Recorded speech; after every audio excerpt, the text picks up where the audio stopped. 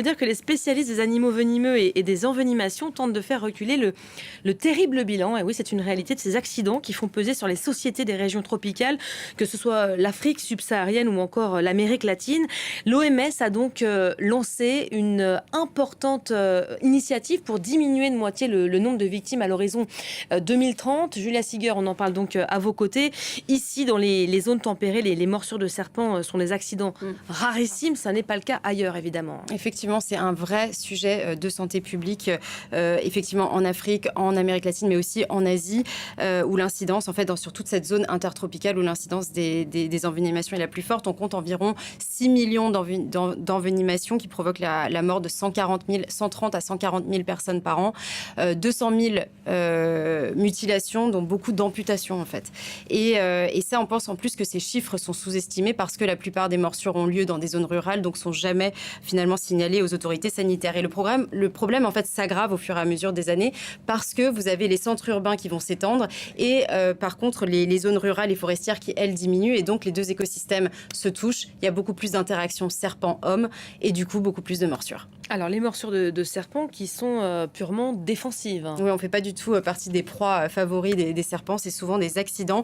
Alors, vous avez 3000 espèces de serpents qui sont connues. Seules 600 sont considérées, on va dire, comme venimeuses et 10 sont réellement considérées comme létales et mortelles.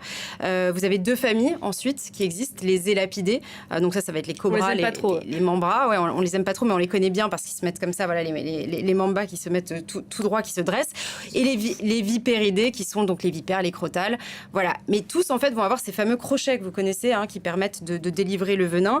Par contre, ils n'ont pas le même type de venin. Et ça, c'est assez intéressant parce que les vipéridés vont avoir un venin qu'on va dire cytotoxique. Donc, ça va créer des œdèmes, des nécroses. Donc, c'est ça qui va provoquer les amputations. Alors que les élapidés, ils vont avoir des atteintes neurotoxiques. Et ça intéresse la science. Pourquoi ? Parce qu'en fait, ça va agir sur les synapses et ça va bloquer en fait le passage de l'information, ce qui fait qu'aujourd'hui, ça permet aux scientifiques d'essayer d'imiter ce procédé pour créer les nouveaux antidouleurs et essayer d'élargir l'éventail en fait des traitements antalgiques. C'est un gros problème, le traitement de la douleur dans la médecine. Et les venins aujourd'hui nous aident à ouvrir la voie vers cela.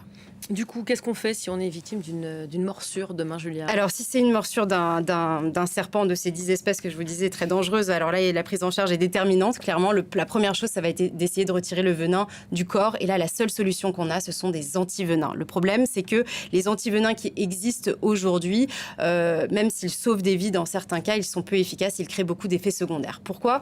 Parce qu'un antivenin, en fait, c'est un mix d'anticorps qu'on va prendre qui sont dirigés vers des venins spécifiques. Donc, ça voudrait dire qu'il faudrait presque créer des antivenins par espèce de serpent, ce qui est impossible. Donc aujourd'hui, ils ont créé des espèces de cocktails d'anticorps antivenins qui créent beaucoup d'effets secondaires. Et c'est pour ça que les scientifiques essayent de créer ce qu'on appelle ce sérum universel qui pourrait fonctionner pour tous les serpents. On n'y est pas aujourd'hui, mais il y a eu quand même il y a quelques jours, une grande percée, puisqu'ils ont réussi à trouver un anticorps artificiel qui est capable justement de bloquer cette toxicité des venins de toute cette famille dont je vous ai parlé, les fameux élapidés. Et ça, donc c'est pas tous les serpents dangereux et mortels, mais c'est quand même toute une famille des deux familles qui existent. Donc c'est un grand pas en avant. Merci beaucoup, Julia Siger. Ça peut être utile à l'approche des vacances d'été. Il faut taper des pieds, je crois, quand on fait des randos en montagne notamment.